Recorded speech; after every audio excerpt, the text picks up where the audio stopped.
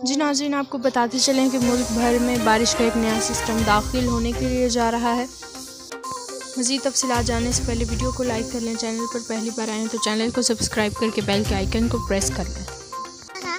जी नाज़रीन, जुमेरात से जुमा के दौरान खानेवाल और मुल्क के अक्सर हिस्सों में वक्फे से आंधी और गरज चमक के साथ दरमियानी से तेज़ बारिश का इम्कान है। आपको ये भी बताते चलें, इस दौरान मुल्क के बाज़ हिस्सों में ज़्यादाबारी भी मुतवक्के है।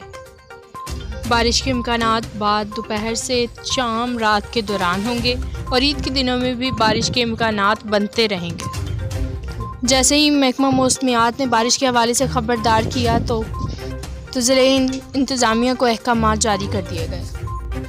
मूसलाधार बारिश की सूरत में ज़िला इंतज़ामिया और बल्दिया उज़्मा के अफसरान फील्ड में मौजूद होंगे। तेज़ हवाओं से दरख्त गिर सकते हैं, फौरी रास्ते क्लियर होंगे। ये थी लोकल व्यूज़ ताज़ा तरीन। मज़ीद किसी भी अपडेट से बाखबर रहने के लिए हमारे चैनल को सब्सक्राइब करना मत भूलें।